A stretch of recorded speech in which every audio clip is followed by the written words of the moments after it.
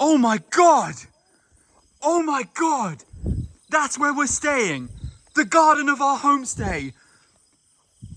Holy sh... Yes, hello, and the Yala expedition has begun. We just drove from Hat Yai down to one of our all-time favorite locations here in the south, the beautiful first limestone area in Yala, and you can see some of the guests down there already getting out into the yard looking for stuff. We just got here now, so I'm going to do some unpacking, put some stuff into charge, and look at this. Dry season is here. Beautiful sunny weather, not a cloud, well, not a rain cloud in sight. And things are looking good, man. I'm hyped. I'm excited. We're going to just chill around the rooms for a bit. And then after dinner, we're going to get out herping in the forest properly. And man, I'm excited. Haven't herped in the south for many weeks. Been on a drought of herping, as you know, in the UK. And we're going to find some good stuff. I can feel it. Let's go. So something pretty funny just happened. We were driving for like 20 minutes, maybe, road cruising. And the other guys decided, like, one of them was like, oh, let me walk so we cover more ground. Then everyone got out the car and it was just me and Tyler. And as soon as we dropped them off, we get our first live snake of the trip. And it's a little pretty, well, I'd say uncommon, even bordering on sometimes quite rare species. It's what is the common name? Variable reed snake, Calamaria lumbricoidea. And you'll see it will have this really cool blackened sort of cream checker pattern venter, which is how you distinguish this one from the other similar looking reed snake species in the area. And I'm being careful about biting because even though these reed snakes are small, they have impressively powerful jaws and they can really do they can tear out flesh. But this one doesn't seem interested in biting at all. And it's looking pretty cool in my hand with that yellow stripe on the side, dark dorsal coloration to it. Yeah, pretty simple snake, not the most like showstopper species by any stretch of the imagination. You know, it's just a reed snake, but I'm certainly happy to see this because I see maybe 1 or 2 of these per year. So nice one. Holy shit! Oh my God! Sumatran cobra! Golden Sumatran cobra! Bro! Oh my God! No way! No way! Look at that! I was even telling the guys on the way over here, I was telling them that this is what I'm dreaming of. I was saying I felt like this habitat looks so good for this species. Oh, I think I can handle it with my... Oh, no, definitely not. There we go. Nope. Did not want that. I thought it would be placid enough, but it's a freaking golden yellow speckled morph, just a juvenile, but so beautiful already at this stage. Man, why did those guys get out of the car? Why did they get out of the car, bro? What do you think of that? One of the rarest elapids. One of the rarest elapids in southern Thailand as our second snake. I am absolutely in disbelief. We're going to get this guy secured and calm down, and then we'll get the others over because this is just ridiculous. Okay, let me move you out to a safe area. These little cobras can be really like touchy to handle with your hands, but especially as I've got him going like downhill right now, so he moves a lot faster. But look at that golden speckling on the tail. This is absolutely trumps the one in Naratiwat by a country mile in terms of beauty. What an unbelievable snake. Holy crap. Man, look at the colors now I put it on the hook. What do the bags look like? They're right at the bottom. Just reach all the way to the bottom, you'll feel a soft fabric and you'll bring out some kind of like snake bag. White? No, that one's a bit small. Try and reach for the blue one if possible. There's a blue and a white one which are a bit like safer to get this into, but holy crap, guys. First time ever showing a golden Sumatran spitter on the channel. Amazing. And here we are, man, snake number 3. It was a bit of a break between the 2 last ones, but we got this Boiga nigriceps here, dark-headed cat snake. Not the prettiest one I've ever seen, and it's missing the end of its tail, but it's got a nice green head. I like that fact. Tell me, Tyler, if I'm like interrupting your pictures or whatever. No, you're good. Whenever you want, you can pick this guy up. I'd say like scoop him up. Oh, here come the other guys. He may bite, so just keep an eye on him. I'm not going to film too much longer with this one because it's not the most remarkable snake and we've got cruising to do. The other guys were very intrigued by the other stuff that we found. We didn't tell them, but they're going to keep cruising for a bit, and yeah, we're going to get some more passes in because This is nice, man. Beautiful, I wouldn't say beautiful, a pretty mid dark-headed cat snake, but it is a nice species. You know, a lot of people love these boigas, and I love them as well. And on the last trip, we really didn't see too many boigas. I don't think we even saw this species in December. So nice addition to the night, and we're gonna keep moving. Looks good to me. Grabbed a snake on the road, and it's this apparently world's first non-biting Aphranus, which feels hard to believe for me because, and to be honest, I'm too traumatized to test it. Actually, I'm not. Let's see. Oh wait, it's probably gonna smell awful. I forget that these smell. These are what I probably won't now because it's already been caught, but these guys can smell pretty awful sometimes. Yeah, little like yellow speckled lichen Aphranus, which have been very abundant over the last year or so, I'd say. More so than we would expect. It's a nice big adult. If you want to take some pictures, we can get it like sitting nicely here maybe in a second. All right, after the show and tell, we just stepped a few meters up a stream and I spotted our second wolf snake species of the night. Another kind of deep south or southern Thailand specialist, and very much a dry season specialist in my opinion, this one. Anyway, here's a better look of it, just chilling out in my hand. Yeah, anyway, I'll respond to David in a second. There's no way he's not gonna bring that back. Oh my God. Anyway, enough of that nonsense. I'll give you one last look at this lovely Albifuscus and then we can move on. So long and slender, and of course. Yep, we're done here. Pretty cool. Anton spotted this jade flying frog. I have seen them breeding in this pool before, but I had a quick look around, didn't see any, and he looked up in the tree, saw this beauty. There we go, here's a much better look at this one. Unfortunately, it's darkened up once they got it down, which they always do. They can always become like almost like reddish orange in color. But when they're in their natural state, they're this incredible bluish green.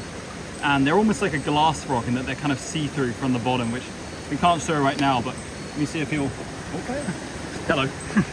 Jumped onto Liran there. Now you can see absolutely beautiful flying frog out here in Asia. A really, really fantastic one. Here's a look at some of the habitat that we're hiking tonight. Really nice sort of slow flowing, or not slow flowing, but wide stream, very shallow, which makes it great for walking. And that's great access because you can see well in the trees, don't have to be looking where you're treading all the time. Really, really good. So expecting to see a few more snakes. Holy crap, minutes after I filmed that section, look at what Liran spotted on the bank of this river. What is going on? What is going on? That is a huge blood python. Now, I can't say for absolute sure, but this may be an actual observation of one like in situ. Usually they're buried in burrows, but perhaps this one's come out and is trying to like wait in ambush. The way it's angled does look like it may be waiting for some kind of rodent or something to run along there.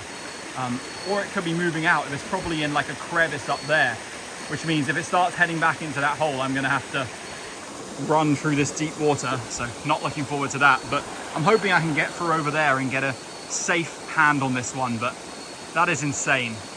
Amongst the chaos of the blood python, the other guys, Mark and Tim, got our second blunt-headed slug snake of the night. David told me he got one. I didn't see that one yet, but this one's a stunner with those yellow markings on it. Really like the way this one's looking. It's super nice. Really impressed by this one. An absolute beautiful snake, and you look at its face, it's just too cute. Look at that. Too cute. Beautiful blunt-headed slug snake there, which is I think 7th species of the night. 2 showstoppers. What the hell is going on? Oh, somewhat of another snake party going on here. Got a like a tiny blunt-headed slug snake that's turned into a cinnamon roll. So you can talk. You can talk. We got it like down that stream. Holy shit! It's gorgeous. And yeah, we got this. Really clean, huh? Really big white-bellied rat snake in some of like the best condition. And look at the like yellows on the side over here. Man, It's got like really nice color. So finding one that's in like perfect condition is really, really nice. With like the greens on the upper body here. Man, the scalation is incredible. Orange, like brown towards the head. Those stripes. This is a fantastic specimen of Tias fusca. Like, that is a fantastic So white-bellied sleeping rat in some snake. branches? Yeah. Up a tree. That's what these guys do. They just sleep. in a tree, like on a bank above the stream. Yep. And incredibly gentle, that entire species, huh? Some Yeah. are pissed off and others are chill. This one is super chill, huh? This one is always docile. Yeah. Always Man, that's docile. a great find. Yeah, it's beautiful. One final addition to the snake count at this spot. I believe this is species number 9. Is this beautiful green and pink Boiga benculensis.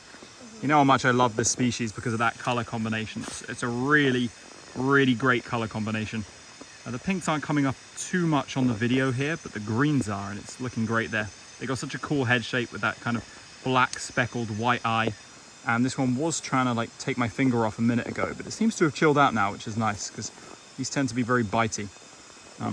They're potentially mildly venomous. Well, they are mildly venomous, and I wouldn't recommend letting these chew on you for like a minute or longer, because I've seen a lot of like swollen fingers and extremely painful looking bites from the other Boiga species.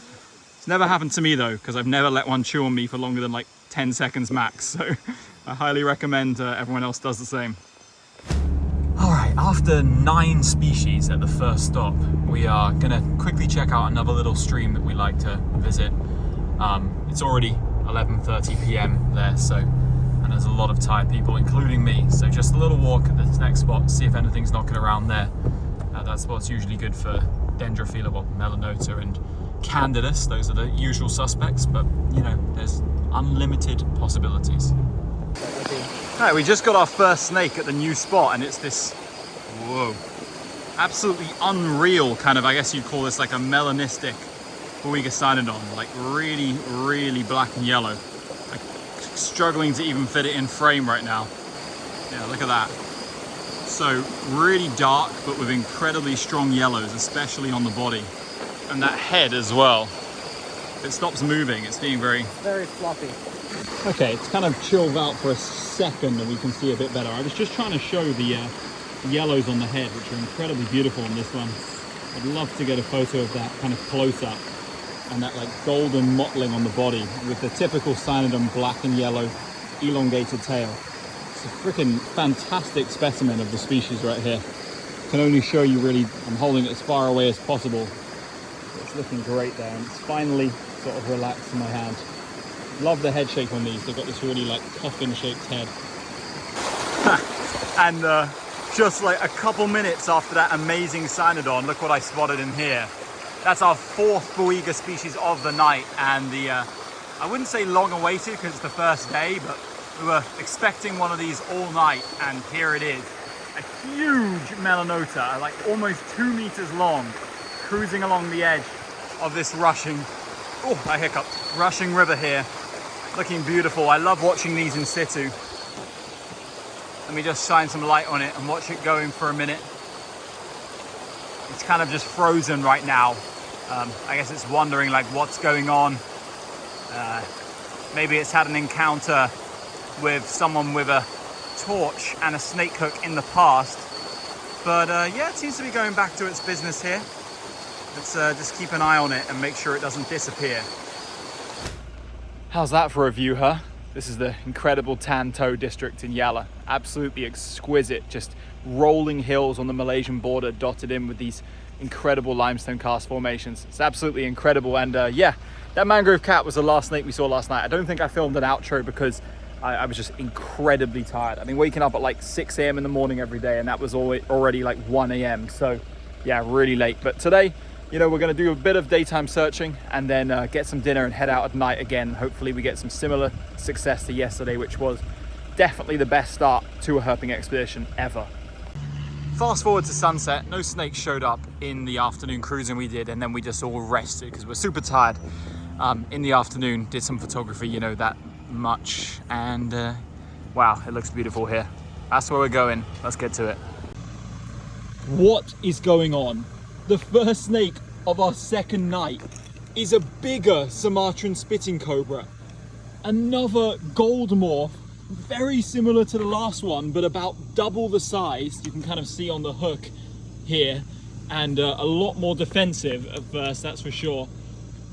I can't believe this. When I saw it on the road, I knew what it was. And the funny thing is, it's like almost in the exact same place we got the other one. Like this kind of steep slope up here. Wow, look at that. That's absolutely insane. I've been looking for these gold morph Sumatran cobras for so long.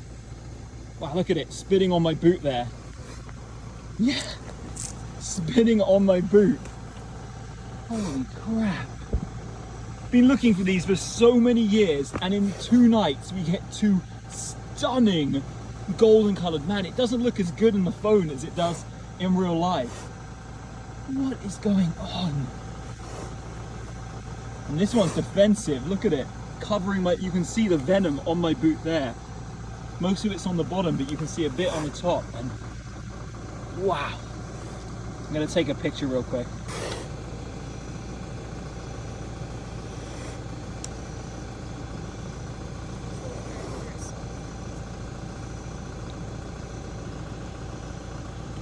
Next snake on the road is this little Parius carinatus, keeled slug snake.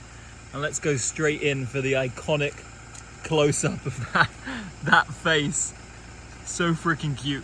Absolutely harmless, extremely docile little snake. And this is a big one. If you look at my hand next to it. For the species, you know, they don't get too big, and this is a decent sized adult. But you can go ahead and pick this one up. They're nice. Okay. Yeah, you can. Oh. A little bit crazy. There we go. Back to normal. Oh, classic. While we were road cruising, the other guys were walking along the edge of the road in some streams, and they caught our 3rd blunt-headed slug snake of the trip. I think I only filmed, this is only the 2nd one I filmed. I only filmed 1 yesterday. The other one was even smaller than this, the one that I didn't film, like absolutely tiny. And this one's not big compared to that nice adult we got before, and it's looking extremely goofy there. Look at the way that it's looking at me. Like nervously out the back of its eye. That is so funny. Absolutely cute snake. So just while we were looking at that slug snake, Mark shouted snake from up the road, and he's got our first Hagens up there in the bushes. Suspiciously missing from this area last night, but here it is in the usual spot. And yeah, feel free to catch. All right, here it is on the Venom Defenders. Yeah, little male Hagens with a very, very distinctive head there. These guys have a very long head as well, and not too many spots prevalent on this one's body, just some very, very light pink dotting down there towards the tail. But otherwise, just a very green viper. Very, very green with an extremely yellowish green venter. Like, it's crazy. These guys just glow in the bushes with that, especially if you're looking from below, which is great. Whereas top down, they look glowing green here, but actually in the vegetation, they blend in really well from top down. But yeah, nice. Another addition to the night. Something we missed last night, weirdly, and we're going to keep going. We were cruising. The other guys rustled up on the road. This absolutely giant Boiga trapeze. Like, that is so long. We've been getting blessed with huge Boigas on this trip, and it's not stopping today. It was so weird the way we found it too. Like, it was like curled up all in like one ball. And I didn't even register it as a snake at first. I thought it was just like a ball of like twigs. Really? Yeah. Maybe that boss that was like going by on the bike like spooked it into a ball or something. Yeah. But yeah, very faded color on this one though. The spots are like very, very bright red though. Oh yeah, they are. Damn, look at that. They usually have like more like whitish or pinkish spots here, but these ones have white spotted. Yeah, that's where they get the name from. Like, a lot of people probably are wondering why they're called that when it doesn't seem like they have white spots, but they usually do on the ventrolaterals. But these ones are like red, and yeah, this guy's super slender, very enlarged head, but this one, probably the least slender one of this species I've ever seen.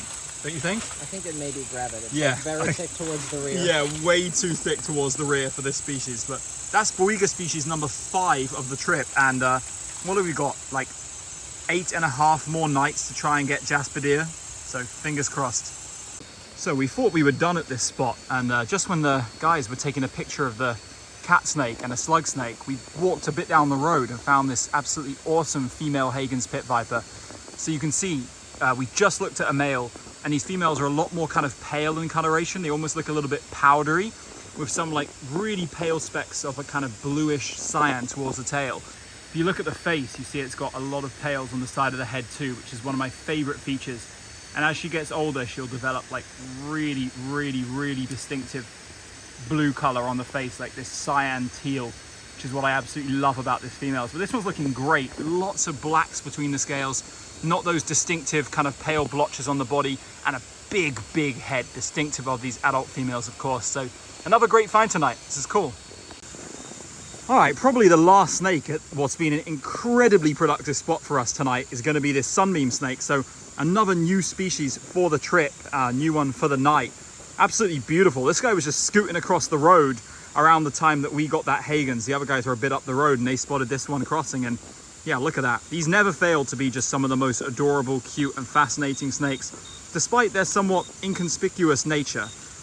They've got quite a humble demeanor, humble looking, just kind of a brown snake, but that iridescence in the torchlight is amazing. Their face is really cute with those little stuffed animal eyes, and they're just so sweet natured, never biting. And this one's being incredibly chill, looking fantastic, which is why this is one of the more kind of famous of the understated snakes in the region. So beautiful sunbeam snake here. We're going to scoot off to a different area, see what shows up there. Maybe something will be on the road on the way over, because snakes are active tonight. So me and the guys were walking along the road, and me and Anton dipped off to see if we could check out this trail, which I'd never seen before. And I spotted a green viper hanging out in the underbrush, and I think it's a very large adult male Wagler's pit viper. So second pit viper species of the trip, and second of the night actually. So we're gonna get this guy out. And just on from the Wagglers, check it out. It's our fourth Hagen's of the night, because David spotted one. What was that noise? I don't know. David spotted one crossing the road, and this is another female here. Not quite as nice as the last one, and it's got a meal on its mid body. So I'm gonna just leave it be there. But yeah, lovely Hagen's pit viper, suddenly come out in abundance tonight, and this one's quite high in elevation. We're way up the road here. All right, we just pulled up at the second spot, and I was actually just discussing with Mark what we were going to do and where we were going to walk. And I turned around and looked on the path, and this Schlegel's reed snake was just crossing the path. So our second Calamaria species of the trip, of the first two nights, in fact.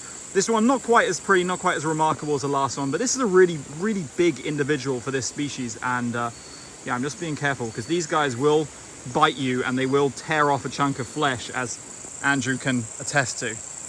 Indeed, he got a few pieces of flesh torn out by the last one.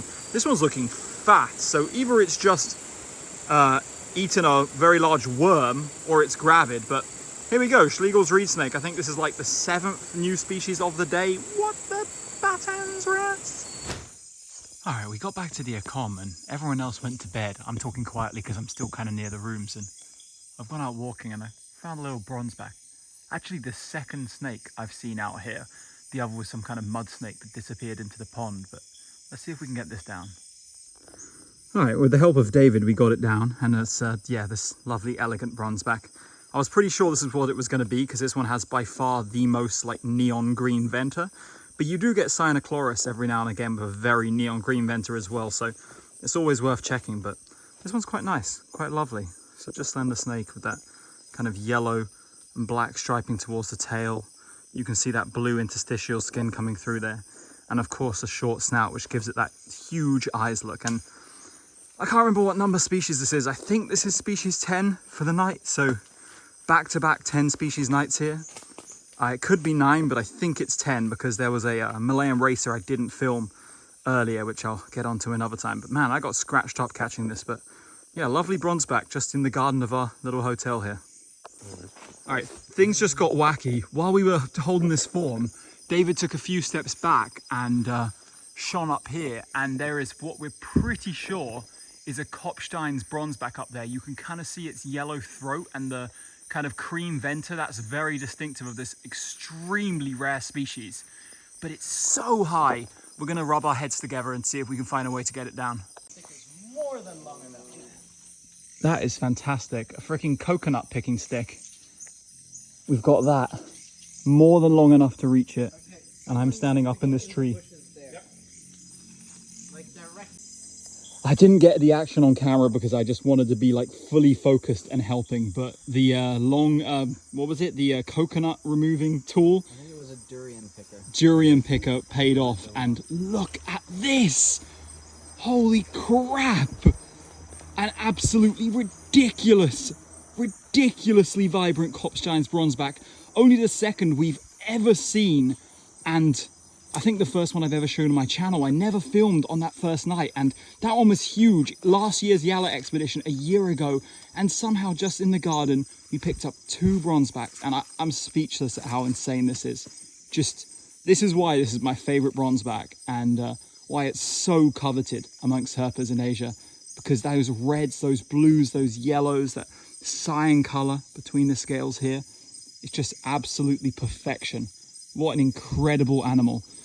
Man, these are rare. I mean, they're distributed like throughout the southern part of the peninsula, Phuket, Suratani, and all the way down to the Malaysian border, but they've got the weirdest habitat choices ever. Like, this is kind of like mixed agricultural, mixed limestone karst, mixed like overgrown secondary forest around here, which is kind of where you get these. You don't get these in like pristine forests. It's always in like strange disturbed areas near the forest or like overgrown plantations, but not just any. They're very choosy, and even within those areas where they inhabit, they're super rare. And you know, in Thailand, you can be going herping in an area they're cursed so many times. You know, I knew they were around here. I'd heard of records from here, but not until now. And I can't believe it. In the garden of our resort is this incredible animal. What a way to end night 2. What a way to end this video. This is just simply amazing. Kopstein's bronzeback. Oh my God! Oh my God! That's where we're staying! The garden of our homestay! Holy sh... You're kidding, man! Bro! You're fucking kidding! Bro! Look! Me? You want me to go? Look! I got the gloves. Oh my God! Holy crap. Oh my God! Oh, Oh my God! you're The not going to bed garden! tonight. You keep on, huh? It's the top Oh of the my top. God! What? Bro, I just... What? Okay. Alright, I'm gonna calm down, stop the video, pick it up in a minute. But that actually just happened after the Kopstein's bronzeback. Now, these guys can deposit venom onto that glove for a very long time. And they are, you know, this is red-headed crates. Prettiest bloody thing I've ever seen. Together with that Kopstein. Yeah, I swear we just got 2 of the most like beautiful snakes in Southeast Asia, maybe even the whole world, just in the garden of our homestay. In like a 10-minute span. What was the point of driving all that way and hiking all those kilometers? We could have just walked around in circles in the garden. Difficult terrain. It's always like that. It's always at the parking lot you find your target. When you come back from, you know, 8 hours of hiking. I am just absolutely nice. I'm actually in disbelief. Like when I saw that crawling around the floor, like I was thinking, oh, it's going to be dead or something. This can't be real. It can't be this good, right? Oh no, this is Starting to calm insane. down Man. a little bit more. This is completely insane. I'm done. I'm RIP'd. Yeah, the photos don't do it justice. Everyone's calmed down now. We've kind of processed that this actually happened, and it's gone into its typical blue coral. Goes from spazzing and biting every single thing it comes in contact with to just pretty much lying limp on the floor and practically pretending it's dead. Yeah, I mean, that head looks like someone's painted it with enamel paints, doesn't it? It really does. It really does. My pictures don't look as good as it does in person. Mine have come out too blue, I think. That ventrolateral stripe is just vibrant blue, So and what? it's like a dark blue with like, even with the pale blue between the scales, the actual scales themselves are like a dark, deep ocean blue. Just a little one, but not a juvenile, and not the first one we've ever found this district. I'm just in disbelief. I thought the video was over, but this is the best way to end it. All right, expedition's finished, guys. Yeah. Everyone go home.